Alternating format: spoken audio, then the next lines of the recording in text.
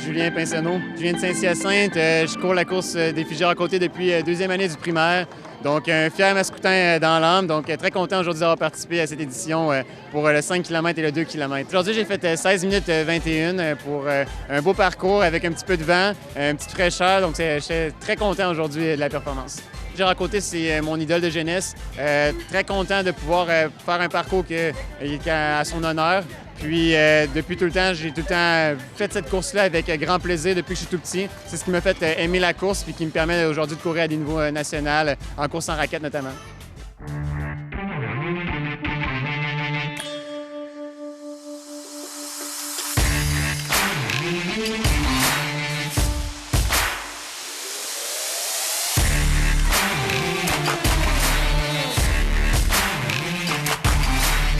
Des fusées à côté, j'ai commencé à le faire en deuxième année du primaire. Puis à chaque année depuis, j'ai toujours participé. Puis là, j'entendais parler c'était qui Gérard Côté un peu, puis je me suis mis à m'intéresser. Puis il y avait également Paul Foisy qui était vraiment intéressé, puis qui, durant les joggings, il parlait tout le temps d'exploits qu'il avait fait, puis il racontait plein d'histoires. Donc j'ai décidé de faire comme m'intéresser davantage à qui était cet homme-là. Puis de fil en aiguille, c'est devenu un héros local pour moi. En 1996, j'ai eu un contrat du Centre d'histoire Saint-Hyacinthe pour participer à l'ouvrage sur le 250e, puis on m'a donné les sports et certains domaines, certains sujets qui traitent aux arts et spectacles. Alors, dans les sports, en fouillant, je me suis rendu compte assez rapidement que le nom de Gérard Côté revenait souvent.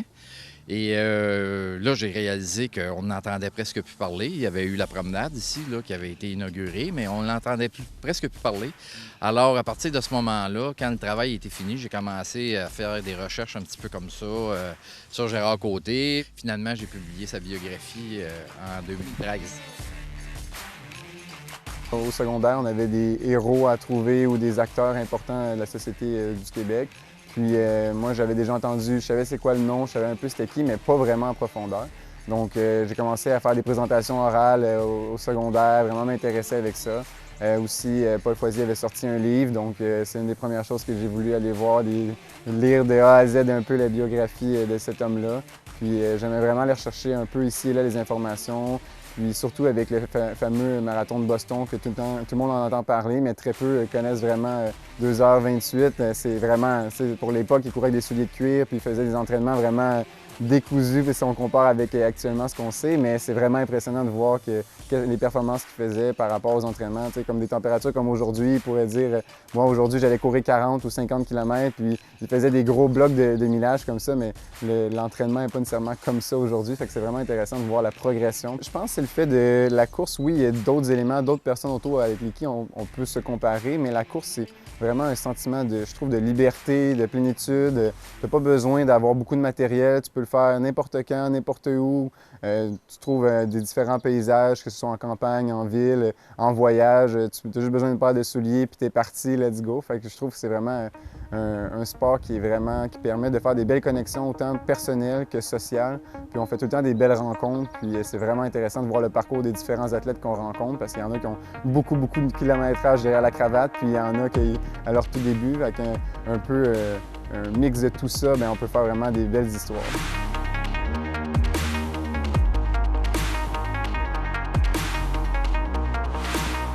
Actuellement, avec la pandémie qu'il y a eu et autres, on n'a pas pu courir en groupe pendant plusieurs semaines. Donc, on retourne à la musique, les balados-diffusions, toutes ces magies-là qu'on peut porter sur nous avec notre petit téléphone. J'aime vraiment ça, puis ça me permet de un peu décrocher. Puis des fois, on laisse ça de côté, puis on écoute le rythme de son cœur, sa respiration, parce que c'est quand même important de pouvoir savoir où est-ce qu'on en est dans notre effort physique par rapport à ça. Moi, j'écoute vraiment plus de la musique populaire ou de la musique le moins possible avec des paroles, parce que des fois, tu te laisses emporter, puis tu es moins concentré. Donc, des bons rythmes, de la musique techno, j'aime bien ça. Ça me permet de juste... T'as le rythme, t'as la cadence, t'essaies de garder aux alentours. Si la musique est trop lente, ben t'as tendance à embarquer dans le rythme puis pas avoir tes 180 pas minutes, mais j'aime vraiment ça. Puis les podcasts, mais quand j'y vais, c'est soit les longs jogs ou pour avoir du plaisir à juste aller faire notre millage puis décrocher.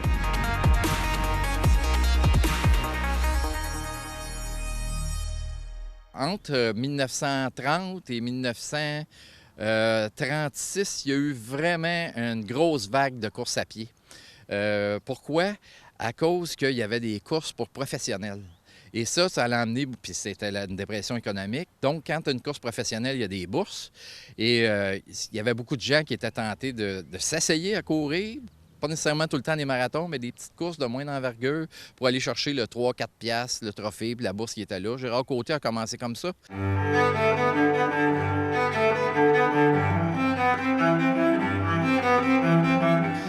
Quand il a commencé, c'était en 1931. Il y a le marathon à relais Peter Dawson qui fait c'est un marathon de 500 000 à relais qui fait le tour du Québec. Puis la première étape, c'est Montréal-Saint-Hyacinthe. Donc, il passe ici à Saint-Hyacinthe. Puis quand Gérard Côté a vu les coureurs, il a dit « c'est ça que je veux faire ». Il y avait des bourses de 10 000 en 1931. Fait que c'est un élément de motivation pour un jeune de 24 années qui n'a pas d'emploi vraiment. Il travaillait avec son père à creuser des sous-sols puis à déménager des maisons. Fait que ça a été là que la flamèche ou la flamme s'est élevée et s'est allumée pour Gérard Côté. Dans la mémoire sportive québécoise, on a un nom en tête, c'est Maurice Richard. Quand Maurice Richard est arrivé sur la scène avec les Canadiens, ça l'a comme tout mis dans l'ombre ce qui s'était passé avant lui. Puis sa mémoire est tellement forte dans l'imaginaire collectif des gens, des Québécois, des Canadiens français et même des Canadiens anglais, qu'elle couvre de son ombre à peu près tous les grands sportifs qu'il y a eu avant lui, puis même après lui, parce que je fais un petit test sur Facebook. Mais le nom Maurice Richard, tu vas voir le nombre de likes que tu as. Dis rien, fais juste écrire Maurice Richard. Alors, c'était un petit peu ça. Malgré que Gérard Côté était précurseur, souvent, les gens vont dire « Ah, Gérard Côté, c'est le Maurice Richard de la course à pied. » Moi, je dis plutôt « Non, non, c'est Maurice Richard qui est le Gérard Côté du hockey. » S'il y a une nuance, parce qu'il était là bien avant lui.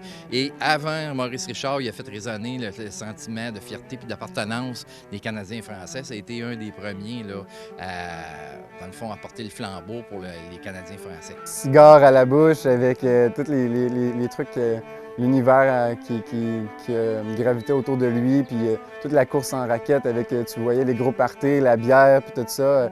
Il faisait vraiment ça, oui, avec de manière professionnelle ou du mieux qu'il pouvait, mais de nos jours, il n'y a pas beaucoup d'athlètes qui vont de cette manière-là. C'est rare qu'on va en voir. On voyait des médecins avec des cigares, mais là, on voyait des athlètes de fond avec des cigares, donc c'est quand même hilarant de voir ça. Mes parents sont non-fumeurs, c'est pas des gens qui ont... Ils prennent l'alcool occasionnellement, puis tout ça comme pour le party ou la fête, mais de manière générale, je pense que j'ai jamais vraiment été attiré par ça. Puis je trouve que chacun peut trouver son épingle du jeu et avoir du plaisir dans tout ça quand il y a un équilibre, mais quand tu veux optimiser tes performances, on essaie de garder la machine à un morceau le plus possible.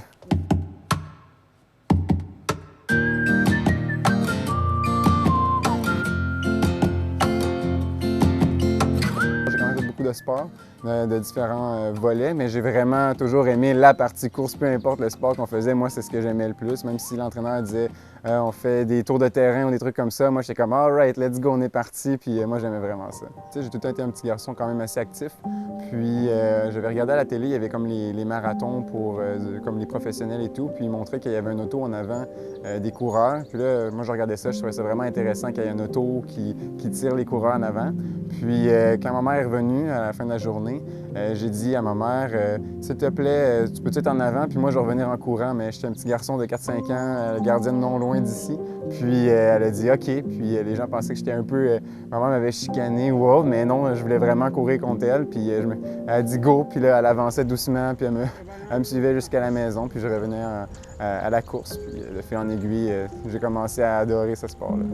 C'est sûr et certain que quand on commence à trouver quelque chose d'intéressant, puis on a un peu un talent naturel, bien, on commence à aimer ça de plus en plus. Fait que les fameux tests léger navette avec le bip-bip et tout ça, ou les tours de terrain de soccer pour le test Cooper et autres, bien, j'aimais tout le temps ça. J'ai tout le temps eu une passion pour les jeux de tag ou les trucs comme ça, parce que j'avais quand même un bon cardio, puis surtout une bonne détermination à jamais arrêter. Donc, j'étais vraiment très content. Puis je me suis souvent entraîné aussi avec des plus vieux quand j'étais plus jeune. Donc, ça me donnait tout le temps un peu la motivation, un petit étincelle de plus pour pouvoir être comme eux. Moi, je me rappelle, là, je faisais partie du club athlétique. On avait commencé à organiser des fun runs le samedi matin. Sa mère arrive avec lui un moment donné, je me rappelle plus en quelle année, mais il était de ma grandeur, là, tu sais. Moi, j'ai pas grandi depuis, mais lui, il a grandi. Fait qu'il commençait à courir, puis il nous suivait, puis tout ça, tu sais. Puis moi, je parlais de mes affaires de Gérard Côté, qu'éventuellement, j'écrirais le bouquin.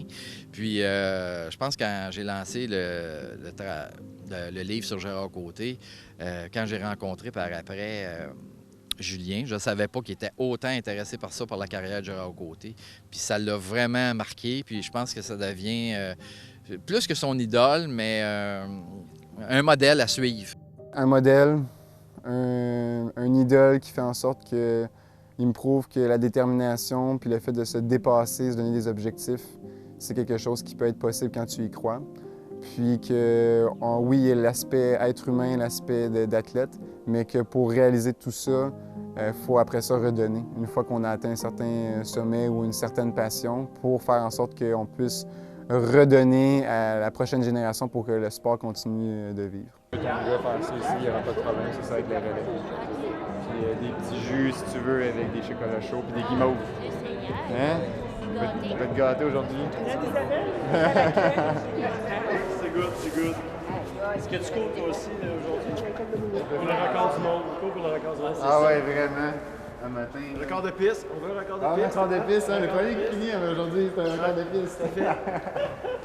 Après ça, les relais, c'est un petit peu moins que 500 mètres. Là. Pas de large bleu. On va jusqu'au but de soccer. Puis on fait comme ça, 1, 2, puis le troisième, il rentre dans la. Solide. C'est good? Ouais. OK, à bientôt. C'est hyper léger, ça. C'est différent. Fait qu'on va pouvoir se diriger quand on est prêt vers le départ. On va faire un semblant de consigne d'avant-course. OK. Oh yeah! On va commencer. On lève les genoux, allez hop, hop, hop, hop, hop. On lève les genoux le plus haut possible. On peut les descendre un peu. Bien, d'abord, ils ont des points communs, tu sais, c'est des mascoutins, en partant. Mais ils ont une détermination à toute épreuve. Là, je pense que Julien fait preuve de détermination, de beaucoup de discipline dans son entraînement, de générosité de son temps aussi. Puis, il performe, hein?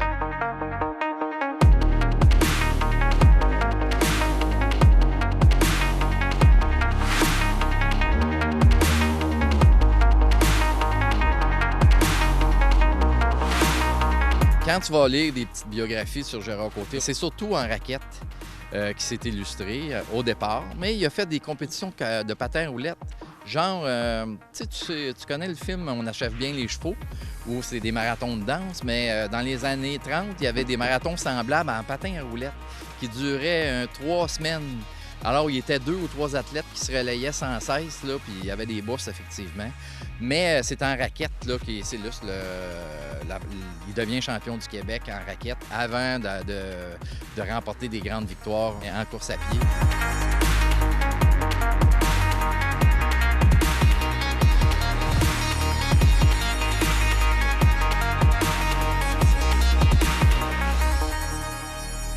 Au marathon de Boston, sa première participation, c'était en 1936.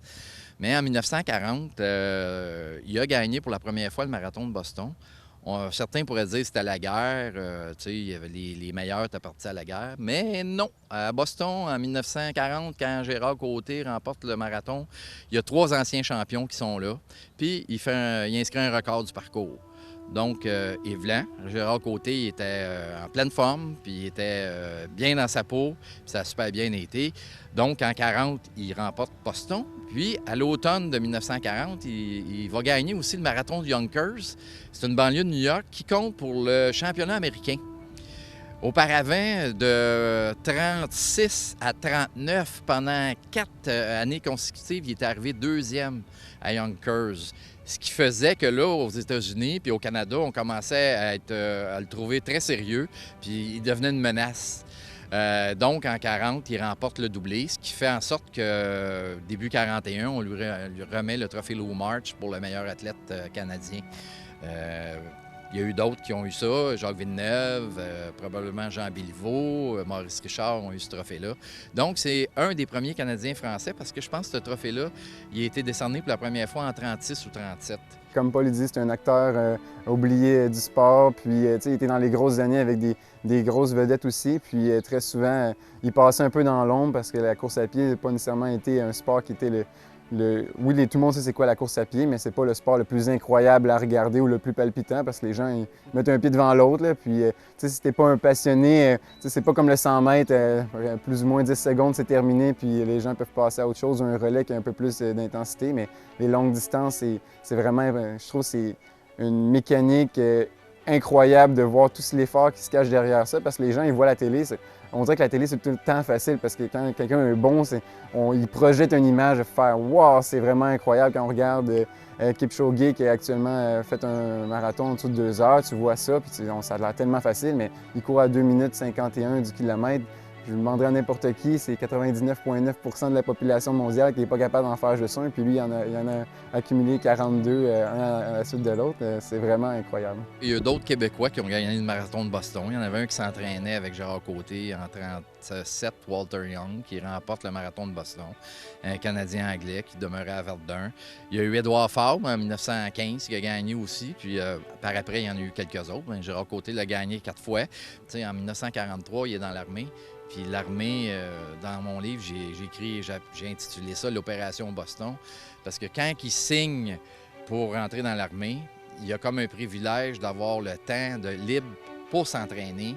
Et quand il va courir, avant d'aller à Boston à pied, il fait de la raquette, puis il a vraiment un maillot avec Army sur son maillot, puis il est commandité par l'armée, donc il est supporté par l'armée. Il y a des chums qui vont le suivre aussi avec un Jeep et tout ça, tu sais. Donc, c'est comme un athlète professionnel. Tu sais, on disait que les Russes, c'était des athlètes professionnels quand ils sont venus jouer au hockey en 1972. Bien, c'était un peu ça que vivait Gérard Côté à l'époque où il était dans l'armée.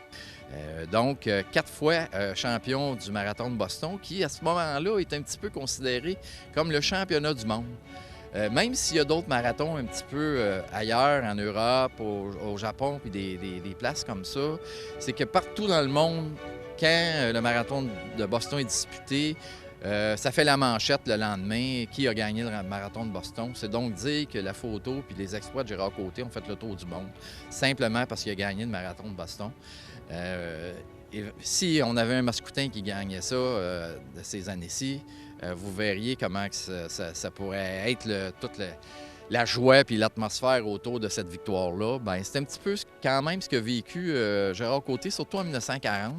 Quand il est revenu à Montréal après Boston, ils ont fait une parade sur la rue Sainte-Catherine. Il était une vingtaine de milles pour la parade. Mais tu sais, la parade, là, c'est pas les Canadiens, c'est pas les Alouettes, c'est Gérard Côté qui est assis dans une décapotable avec certains racketteurs qui étaient là aussi, qui l'ont accueilli à la gare. Puis on fait une parade pour Gérard Côté, pour un athlète. Donc, il y a eu ça, puis il y en a eu une à Saint-Hyacinthe aussi, quand il est revenu à Saint-Hyacinthe quelques jours plus tard. Fait que donc, on a 4 fois le marathon de Boston, puis je te parlais de Yonkers tantôt. Il a été champion 3 fois du marathon de Yonkers, donc 3 fois champion américain.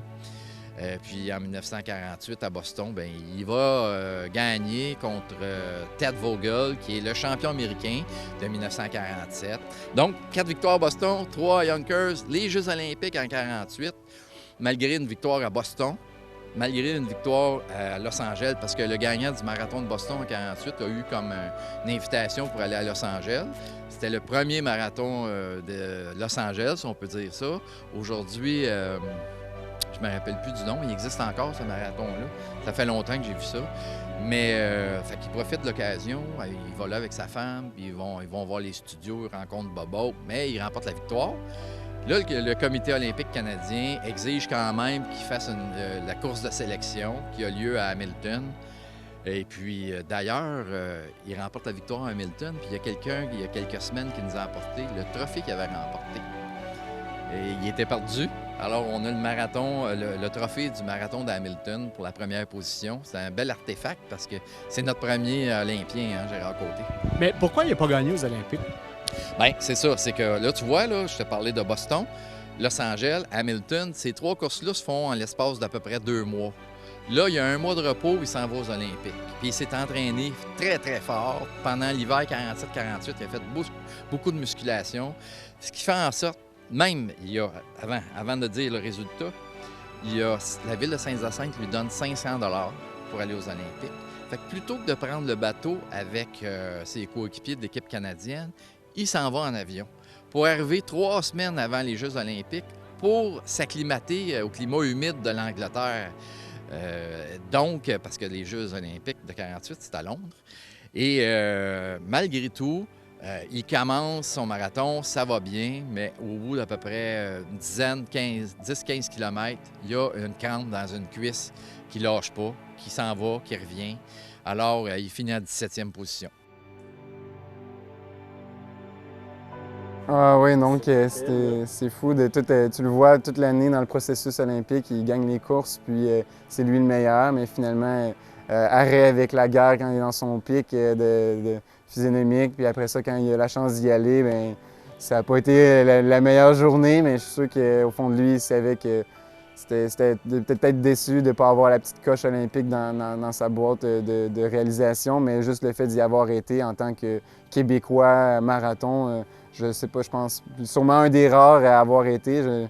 Je sais pas, peut-être même le seul. J'ai pas fait l'histoire par rapport à ça, mais il ne doit pas en avoir beaucoup de Québécois qui ont été aux Olympiques en marathon. Donc, je suis quand même très content de pouvoir dire qu'il était dans la même ville, même emplacement, puis qu'on célèbre sa mémoire à chaque année en faisant la fameuse course du défi à côté. Puis il était fier de dire, ben regarde, je souffrais, des fois ça partait, ça revenait, mais j'ai quand même donné mon 100% là, lors de cette épreuve-là, parce qu'il voulait le faire pour les Canadiens français. C'était le premier mascoutin, puis on fêtait le 200e anniversaire de Saint-Hyacinthe en 48.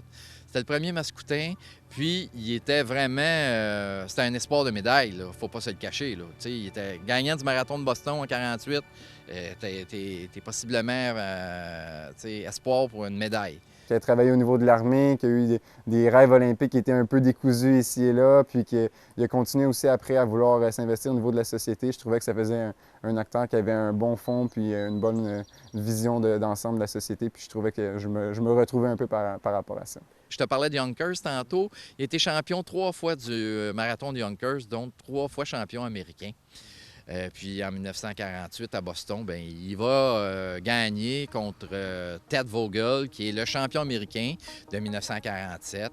Et puis c'est une vraie bataille épique. Gérard Côté se sert de toute son expérience pour remporter l'épreuve. Tu sais, quand on dit une course, aujourd'hui, j'ai fait de la course à pied, puis il y en a beaucoup qui en font. Quand tu participes à une course, tu fais ton petit train, tu t'en vas, puis tu dépasses un peu. Mais quand tu es dans la course, puis tu cours pour la victoire, c'est comme une course automobile.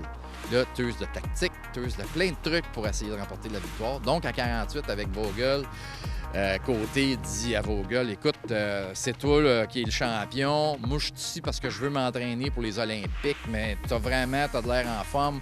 Continue, lâche pas. Puis il dit ça pendant l'épreuve.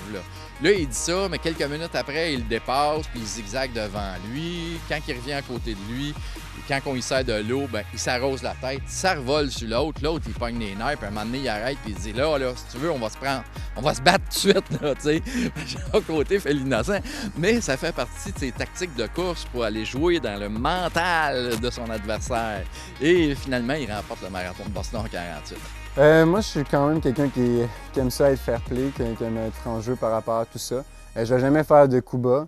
Mais j'aime bien monter faire des bonnes ascensions, puis casser les jambes des gens. Fait que des fois, je vais m'amuser à faire changer des timings ou dépasser des gens ou aller faire des petits mouvements qui peut-être vont payer sur ma course puis pas être bon, mais des fois, c'est ce qui peut faire la différence puis aller rechercher vraiment des bons moments. Puis ça, c'est comme une intuition, hein. C'est quand est-ce que je vais dépasser, on connaît pas tout le temps les sentiers, savoir si je dois prendre le lead, montrer que je suis capable de prendre le sentier qui n'est pas tapé, parce que très souvent, tout le monde se regarde, puis qui va aller en avant pour casser la neige quand on arrive dans des sentiers trappeurs. Mais souvent, je me dis, ben moi, si j'ai la modestie, bien, je ne me mettrai pas en arrière, je vais montrer que c'est moi le meilleur. On va en avant, on tape le sentier, puis ils me suivront s'ils sont capables. Donc j'aime ça jouer avec tout ça, mais toujours en étant dans un esprit sain puis d'équipe. S'il veut être en avant, s'il veut gagner, va falloir qu'il utilise tout ce qu'il y a dans son registre. Puis c'est ça que je te disais hors micro tantôt, Gérard Côté en 48, quand il se bat contre Ted Vogel, les deux en avant. Il dit à Vogel, regarde, vas-y, ça va bien ton affaire. Moi, je suis juste parce que je veux m'entraîner puis pour les Jeux olympiques. Mais il dit ça, puis 5 minutes après, il se promène devant lui, il zigzague, il le déconcentre. Il s'arrose, puis en versant de l'eau sur sa tête, bien, il s'organise pour que l'autre reçoive de l'eau, juste pour jouer là, dans sa tête, dans la tête de l'adversaire. Fait que Julien, je te dis pas qu'il va verser de l'eau, qui va être malhonnête. Mais s'il y a des tactiques à employer pour être en mesure de remporter, la petite tactique, là, c'est juste d'avoir de l'air essoufflé quand tu es à côté de l'autre, puis l'autre se dit « Ah boy, ça va bien ». Mais quand il pense que ça va bien, là, il donne un coup. Puis dans les côtes, c'est jouer dans les côtes. Fait que c'est vraiment une course. La course à pied, là, à haut niveau, c'est vraiment de la course, si on peut dire. Alors, donc, Julien va falloir, avec son entraîneur, son futur entraîneur, va falloir qu'il apprenne ces tactiques-là. Piler sur les souliers des autres, sortir le coude. En cross-country, ça arrive souvent dans ces sentiers étroits. Si tu prends pas ta place, ben, tu vas te faire pousser. Des choses comme ça, mais tirer un peu la short, tirer le dossard, prendre le verre d'eau à la place des autres, faire tomber des choses. Mais normalement, les gens sont quand même respectueux malgré le fait de tout ça. Puis des fois, il y en a qui sont peut-être plus vite que... Il y a différents profils d'athlètes. Il y en a qui vont à certains rythmes, qui sont meilleurs sur, mettons, un rythme qui est constant, mais il y en a qui vont aller en yo-yo pour faire exprès de briser le rythme des autres puis garder leur avantage d'aider un bon sprinter, par exemple, à la fin d'un 3 km pour s'assurer une victoire. Mais c'est des stratégies, ça fait partie du sport, puis quand les gens sont là pour un chrono, ça change un peu le but de la course, mais c'est ce qui fait un peu la magie de la course à pied, qui fait en sorte que chaque athlète, quand il arrive sur la ligne, il y en a qui vont à fond, puis ils vont jusqu'au bout, puis il y en a qui sont là pour gagner, fait qu'ils changent un peu plus stratégique, mais moi, je pense que dans tout ça, il faut savoir un peu qui on est comme athlète, puis se respecter pour être capable d'aller chercher une meilleure position, parce que des fois, si tu penses aller trop vite, trop rapidement en avant, bien, tu vas payer cher si tu as utilisé trop de cartouches avant, puis les autres vont juste te frayer le chemin pour eux, puis t'as perdu. Fait que faut que tu finisses la tête haute, puis ça fait partie des sports. Puis des fois, ben, tu t'essayes, puis ça fonctionne, puis des fois, ben, ça fonctionne pas. Puis ce que je déplore, c'est qu'en parlant avec sa mère il y a quelques mois, elle me disait qu'il n'y a aucun commanditaire, presque aucun, sinon le courrier qui va l'appuyer un peu. Mais ses déplacements ailleurs, là, ça sort de sa poche, là. Puis il est aux études, ce jeune-là. Je ne sais pas qu'est-ce qu'attendent les Mascoutins à se ranger derrière cet athlète-là pour lui donner là, vraiment un coup, un bon coup de main là, pour qu'il puisse aller plus loin. J'ai eu un chemin d'études un peu décousu, mais on aime ça, paver les nouveaux sentiers. J'ai été à Ottawa au début. J'ai fait un bac en sciences spécialisées en activité physique, qui est kinésiologie ici, mais en Ontario, c'est plus un volet plus scientifique. Fait que moins de gym, plus la physionomie biomécanique qui est cachée derrière ça, pour rentrer en médecine. Puis je suis rentré en médecine à Ottawa, puis finalement, j'ai décidé de rebifurquer du côté québécois. Puis j'ai fait une année de transition en enseignement pour maintenant étudier en physiothérapie. Puis c'est vraiment, je trouve, un bon ballon de tout ça. J'ai tout le temps été passionné par le corps humain, l'enseignement, puis je peux toucher à tous ces volets-là. Puis ça me permet un peu de mieux comprendre moi-même ma performance par rapport à tout ça. Puis j'ai greffé à tout ça des études en massothérapie. Donc on comprend un peu la relaxation du corps, comment un peu bien gérer son engrenage, conseiller les gens autour de soi. C'est un peu ce qui me motive par rapport à tout ça. J'ai tout le temps été quelqu'un qui a vraiment, chaque fois que je voulais un objectif ou un but, c'est de mettre une brique à la suite de l'autre pour pouvoir construire un peu notre arbre ou notre engrenage pour être capable d'être optimal. Puis souvent, les gens, ils ne le voient pas, ça. T'sais, monter la première marche du podium une fois, oui, c'est super bon, mais rester en haut puis de continuer à accumuler les succès, c'est difficile. Puis on ne voit pas les efforts que les gens disent « Ah, ça a l'air tellement facile, tu cours vite ou autre », mais je me lève à 5 heures, tu réussis à jumeler avec l'école, tu concilies le travail, tu dois faire plusieurs étapes à la fois, tu pars en compétition ici et là, tu reviens. Ça fait quand même une belle soupe à gérer, mais c'est ce qui fait un peu la couleur dans le quotidien que j'aime vivre, puis ce qui me passionne vraiment ça. Puis Gérard Côté, c'est quelqu'un, je pense, qui l'a pas toujours eu facile, puis c'était pas tout le temps le premier choix, mais il réussissait à aller tirer son épingle du jeu puis montrer que même si c'était le petit bonhomme qui n'était pas très grand, puis il n'y avait pas nécessairement le meilleur pari sur lui, mais il y allait à fond. Un modèle à suivre. Alors là, on le voit dans sa carrière, même s'il performe bien en course à pied, là, il s'est concentré pas mal en raquette. Il participe à des championnats du monde. D'ailleurs, c'est plus d'envergure que ce que Gérard Côté faisait. Là. Déjà, il y a une coche parce que le bassin d'athlètes est plus large, même si c'est un sport encore marginal, mais il y a quand même des bons athlètes là-dedans. C'est beaucoup moins prestigieux, c'est plus local. L'histoire de la raquette, c'est plutôt quelque chose qui va se dérouler au nord-est des États-Unis, au Québec, un petit peu dans les Maritimes puis en Ontario. Ici au Québec, on devient un petit peu le point tournant de ça parce que je te parlais de grandes courses à relais tantôt. Il y en a une plusieurs en raquette en 27, 28, 29, des grandes courses à relais au Québec. Ce qui fait qu'il y a un bassin de professionnels, de coureurs professionnels qui avaient participé au marathon Peter Dawson en 28 et 29. Une course Transamérica, là. C'est fou, c'est 2 mois de course, là. Mais ils viennent s'installer où ils sont pas loin là, du Québec. Donc, il y a comme un circuit de raquettes qui se met en œuvre, mais c'est des courses professionnelles. Gérard Côté ne va pas s'illustrer là-dedans parce qu'il ne participe pas à ça. Ce qui arrive, c'est qu'à partir de 1936, l'Association canadienne des racketteurs, l'Union canadienne des racketteurs, devient, si on peut dire, amateur. Donc, on déplore le sport, la raquette professionnelle, puis parce qu'eux autres, ils veulent aller aux Olympiques, ils veulent que la raquette devienne un sport olympique. Donc, ça devient des courses pour amateurs, comme le marathon de Boston, mais sont d'envergure plus provinciale, je pourrais te dire.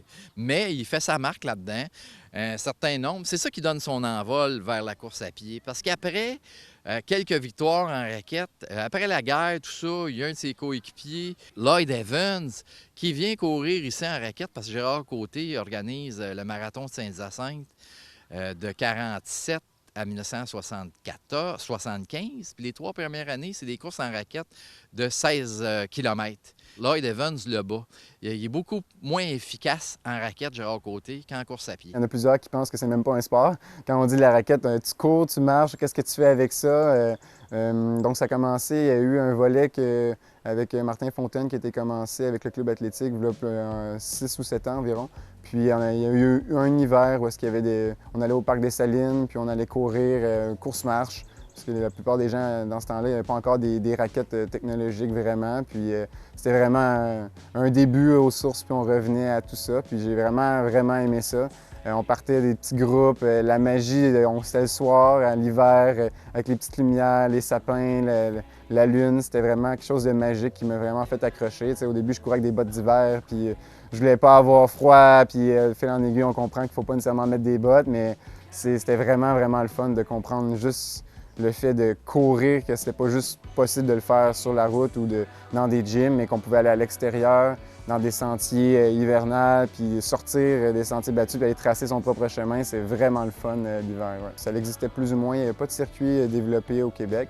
Puis j'ai appris qu'il y avait eu un championnat provincial de course en raquette. Là, ça m'intéressait, donc j'ai commencé à lire un peu par rapport à tout ça, comment on pouvait participer.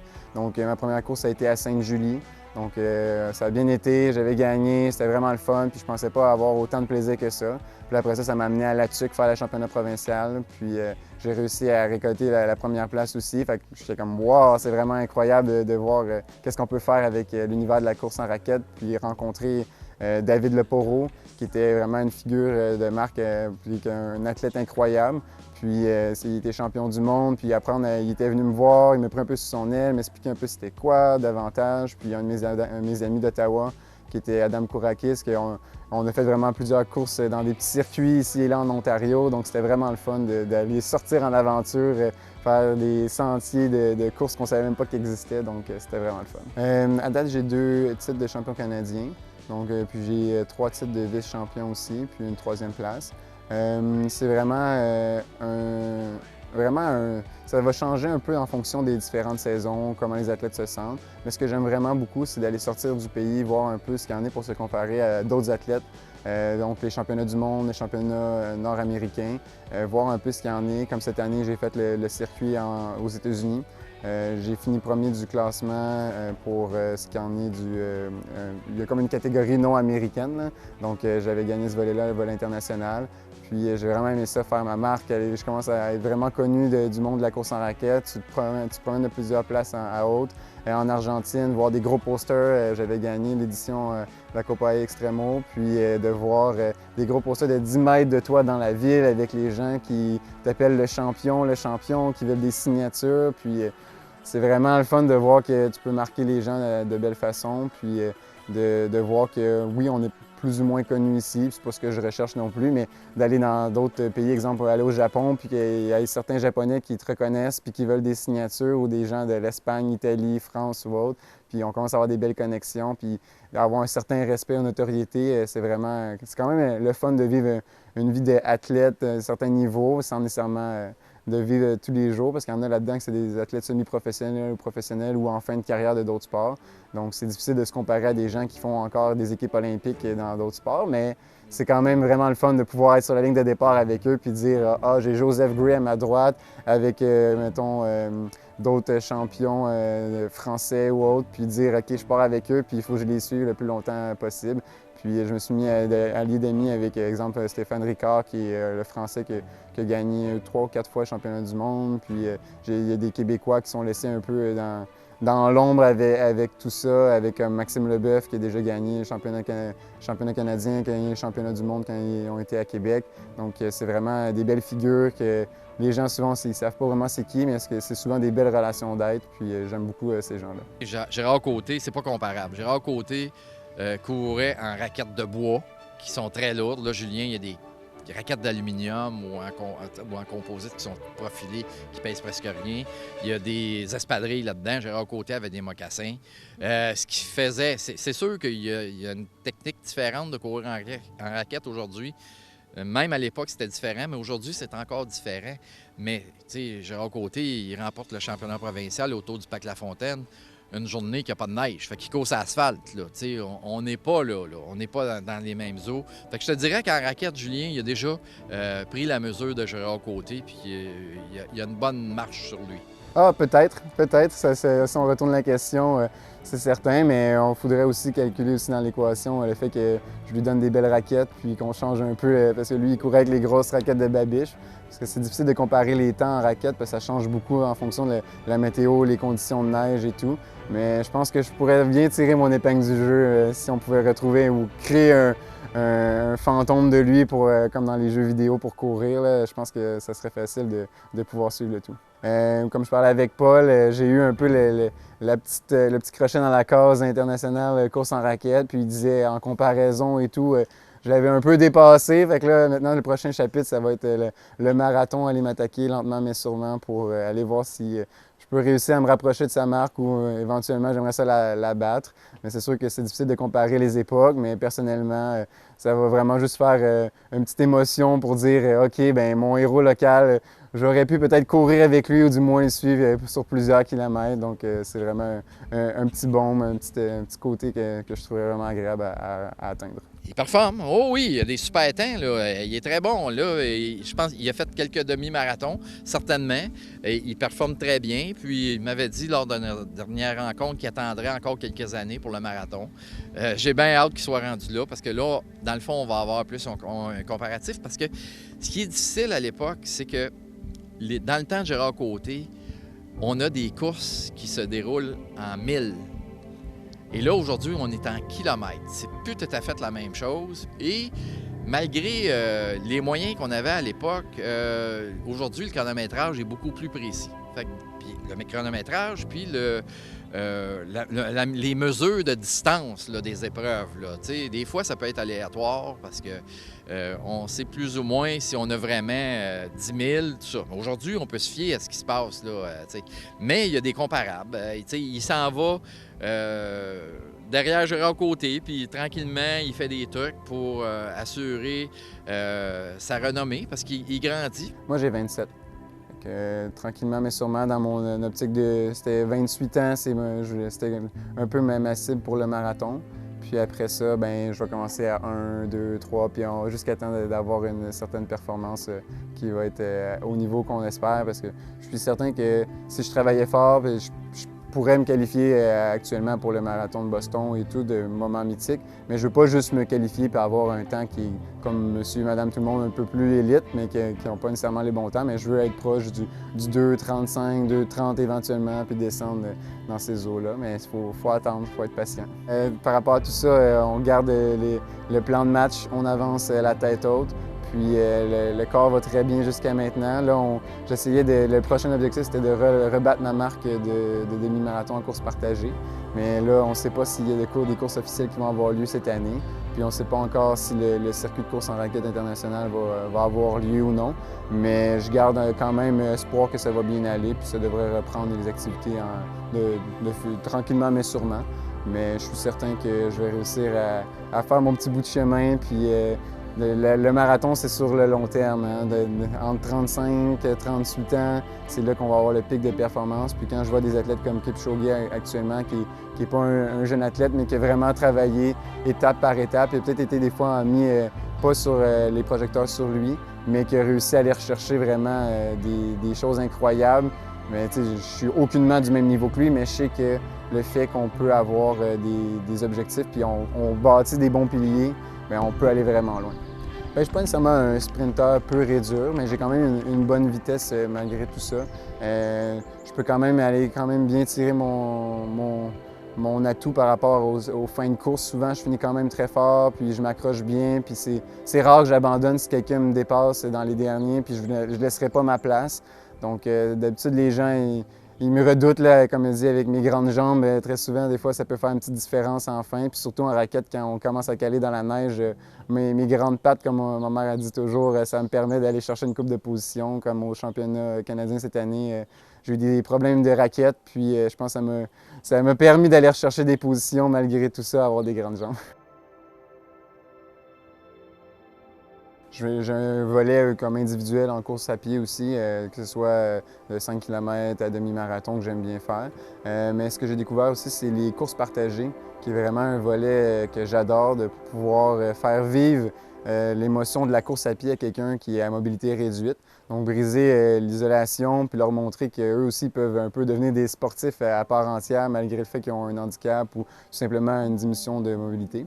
Puis c'est ça, donc avec les courses partagées de Sherbrooke, j'ai pu découvrir cet aspect-là, de pousser quelqu'un en fauteuil roulant, puis de les amener à vivre cette expérience-là. Puis il y avait un jeune homme de Saint-Hyacinthe qui est Charles-Olivier Gauvin, qui est un jeune que j'avais eu en camp de jour. Donc il m'avait déjà dit un jour « J'aimerais ça courir aussi vite que toi, mais avec les restrictions qu'il y avait, on s'entend que c'était pas possible, mais on laissait des chances, puis on fait faire des petits sprints dans le gazon, puis on s'amusait. Mais quand j'ai appris qu'on pouvait faire des courses, puis j'en ai parlé avec ses parents, puis ils ont dit bien, pourquoi pas vivre l'aventure. Donc on a commencé avec un petit 10 km ensemble, vivre une expérience, puis tellement aimé ça. Puis les parents aussi, on a dit bien, pourquoi pas continuer. Puis à un moment donné, j'ai entendu dire qu'il y avait un record Guinness qui était peut-être à ma portée pour pousser quelqu'un sur la distance de demi-marathon, qui était détenu par Sébastien Roulier. Puis je me suis dit, c'est quand même rapide, mais il va falloir que je mange un peu de mes croûtes, puis on travaille fort dans tout ça pour réussir à le battre. Mais j'ai dit, pourquoi pas vivre l'aventure. Donc on a parti le processus de record Guinness, puis on a réussi à l'avoir l'été dernier au demi-marathon à Bonneville-la-Chine pour avoir notre petit record ensemble. C'est quoi son temps là, au demi-marathon avec la personne dans une chaise? C'est son record Guinness, mais il a fait 1h12, 1h13 dans ces eaux-là, je pense. Et j'ai hâte de le voir là, courir un demi sans chaise, avec un entraînement solide. Fait que donc, d'après moi, son premier marathon, c'est sûr qu'il va... Et c'est sûr que le premier marathon, c'est toujours un petit peu hasardeux parce qu'on ne sait pas qu'est-ce qui nous attend, les feelings qu'on a, comment on va réagir. Mais il y en a beaucoup des coureurs d'élite qui font beaucoup de kilométrage. Quand ils tombent au marathon, ça, c'est pas un problème. C'est pas comme un coureur du grand public, là. Donc, c'est à peu près sûr que, d'après moi, Julien, il va battre le record de Gérard Côté, qui est de 2,28 et quelques secondes au marathon. Puis... où est-ce qu'il va aller? Il va sûrement tourner autour de 2,15, 2,20, puis peut-être mieux encore. Parce que le record québécois est de 2,14 quelque chose qui a été réalisé par Alain Bordelot là, dans les années 90. Une grosse époque de la course à pied au Québec aussi. Le record québécois, c'est 2h14 et quelques poussières. Ça, c'est beaucoup trop loin pour m'apporter, à moins qu'il y ait quelque chose qui change dans tout mon entraînement, puis j'ai une coche et autres. Mais non, Alain Bordelot, à date, c'est vraiment quelqu'un qui a travaillé très fort pour y arriver. Puis ça fait plusieurs années qu'il n'est pas encore tombé. Puis on est encore loin d'avoir un athlète québécois, je pense, qui va le faire tomber pour l'instant. Les records sont faits pour être tombés, selon moi. Je regarde dans cette vidéo-là que c'est fait pour faire avancer le sport, il faut que les records tombent. Mais ça va venir éventuellement. Mais c'est vraiment la mentalité le marathon, c'est un aspect à long terme. Puis les gens ne sont pas nécessairement prêts à s'investir aussi longtemps. Moi, je pense que c'est avoir un équilibre dans tout. Puis je pense que c'est d'optimiser ce qu'on peut aller rechercher dans chaque temps, parce que si on met souvent toutes les œufs dans le même panier, puis ça va un peu moins bien, mais les autres sphères en écopent, puis l'aspect psychologique qui est derrière tout ça.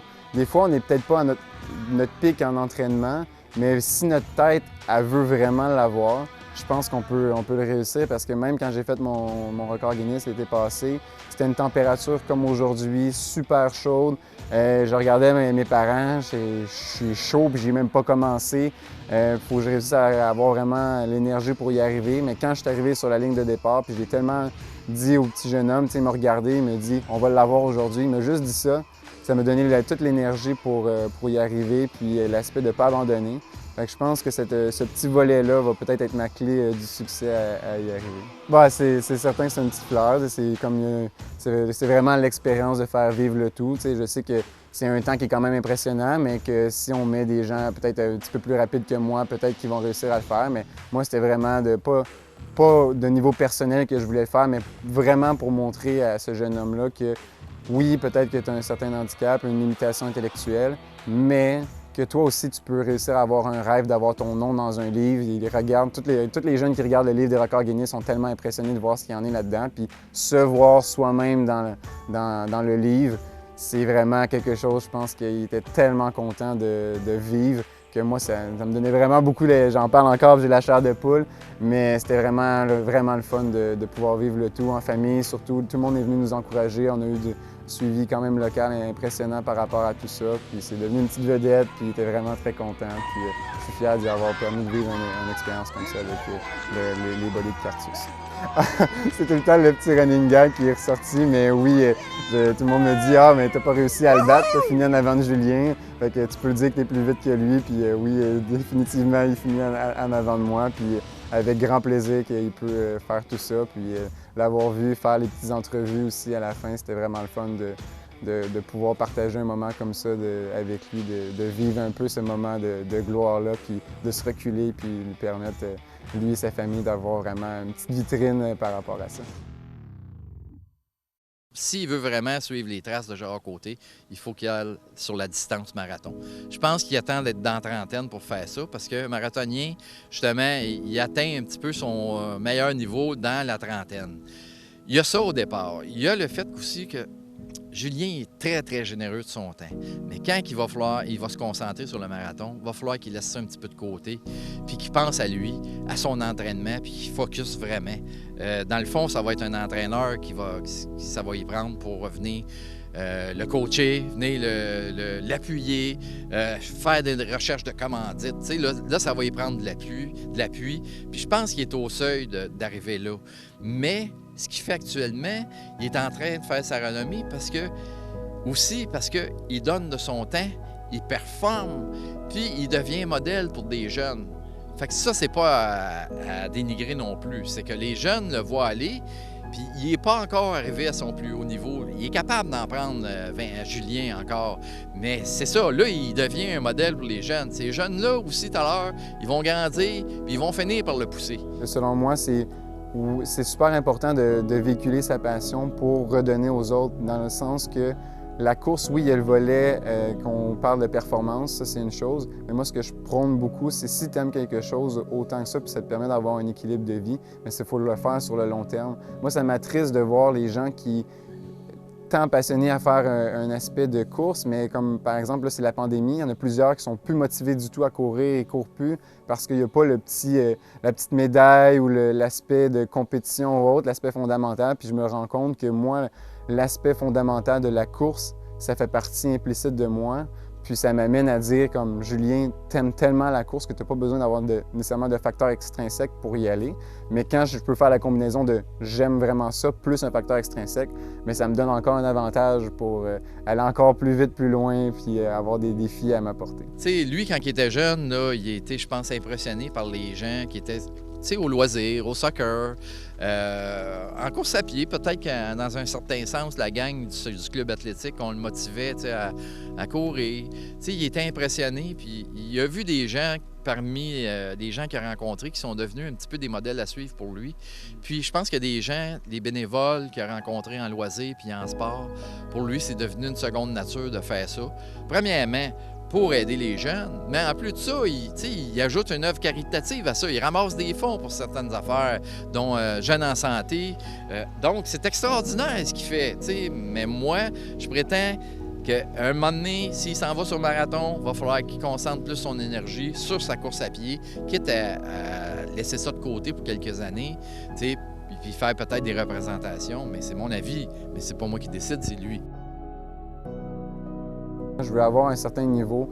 Je ne veux pas aller trop vite, trop rapidement dans le marathon pour ne pas avoir de blessures. Puis surtout, aller chercher encore, maximiser mon potentiel. Je fais encore beaucoup d'entraînement sur piste pour aller chercher ma vitesse au maximum parce qu'après un certain âge, c'est juste l'endurance que tu vas construire puis l'aspect plus mental ou psychologique de vouloir rester dans l'effort. Mais si tu n'as pas acquis la vitesse, c'est difficile d'aller chercher un meilleur temps si tu n'as pas ces vitesses-là.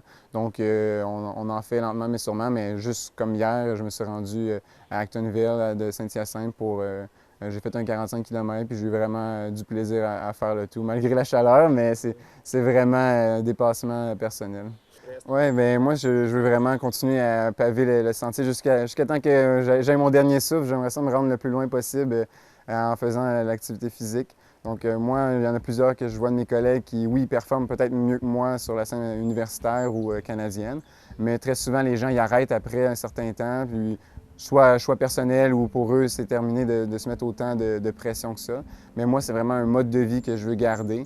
Puis c'est en moyenne, c'est tout le temps, c'est ça, elle a gradué avec le temps, mais c'est en 120-140 km de course par semaine. Après ça, il faut que tu gères la massothérapie pour tes massages, l'autogestion de tes douleurs, puis les suivis à long terme. Fait que ça fait quand même une bonne prise de temps dans ta semaine, mais j'aime beaucoup ça. Puis ça me permet de garder vraiment mon équilibre. Puis je me retrouve vraiment par rapport à une belle centralisation de tout ce qui en est émotionnel, le plan social et autres. C'est l'équilibre qui me permet de garder la tête hors de l'eau puis m'émanciper par rapport à tout ça.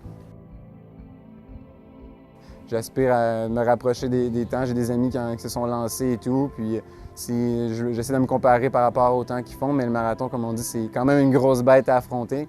Donc on peut bien réussir à faire un bon temps sur demi-marathon, mais quand on monte en distance, ça peut varier avec la température et autres. Donc je vais être prêt d'avoir tous mes outils, toutes mes cartes à tout pour vivre une belle aventure, pour surtout pas avoir une contre-performance qui ne voudra pas me permettre de vouloir continuer. Ça peut arriver une contre-performance, mais au moins que mentalement, je me sente bien avec tout ça. Puis ça peut arriver une mauvaise journée en course à pied, tu peux te lever le matin, puis ton corps ou ta machine est fatiguée, puis ça ne fonctionne pas. Mais au moins, tu sais que, OK, c'est pas notre journée, mais au moins, tu as aimé vivre la distance. Donc, je vais me rendre vraiment jusqu'au bout. Il n'y aura pas le même impact, là, à moins que... comment je pourrais dire ça? La course à pied aujourd'hui, il y a plus de monde qui en font. Puis j'y souhaite de gagner s'il va à Boston un jour. Mais ça prendrait une super grosse victoire comme ça, pour avoir une renommée aussi énorme que Gérard Côté. Parce que Gérard Côté, là, c'est de la trame, c'est l'égalité de Maurice Richard. Donc, là, pour qu'un athlète en course à pied s'illustre au Québec, il faut qu'il aille chercher des grandes courses, des victoires ou des 5 premières positions dans des gros marathons, que ce soit Londres, Chicago, New York, Boston. Sinon, il ne pourra pas arriver. Puis Gérard Côté, il avait l'impact aussi de montrer à ses concitoyens de son époque, de dire, mais écoutez, on est capable de faire quelque chose. Nous, les Canadiens français, on est capable d'aller ailleurs et de remporter des victoires. Mais ça, du côté, au niveau du modèle, Julien il est en train de prendre sa place. Plus il va être connu à Saint-Hyacinthe puis au Québec, plus les gens vont s'identifier à lui. Ça va être un gros défi, mais je pense que j'ai les atouts pour y réussir. J'ai quand même une bonne physionomie, puis surtout une bonne détermination à l'entraînement. Puis je suis quelqu'un qui est très assidu, donc ça ne sera pas facile, mais je pense que ça peut être quelque chose qui est réalisable à faire à long terme, puis surtout avec de la détermination, surtout l'espoir de quand on peut se rapprocher d'un rêve ou du moins quelqu'un qu'on idole par rapport à tout ça, bien, je pense que ça va me donner le petit tison, le petit engrenage de plus qui va me permettre d'aller chercher les secondes ou peut-être les minutes pour faire une petite différence. Je pense qu'il pourrait dire que je suis un bon petit Jack qui ferait en sorte qu'il y a de l'avenir peut-être devant lui, puis surtout que je pense qu'il fait vraiment un bon maillon dans la chaîne de poursuivre un peu la vertu du sport dans son bien-être en soi, puis que la raquette peut être un sport, puis qu'on peut vraiment avoir du plaisir à découvrir sa propre personne, puis d'autres personnes par rapport à ces expériences.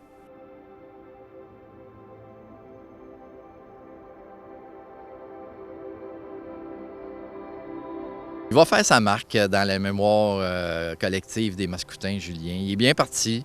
Il est encore jeune. Je pense qu'il a 28 ans. Là, donc, il y a encore beaucoup de temps là, pour s'illustrer, donner de son temps, puis faire de grandes choses. Là.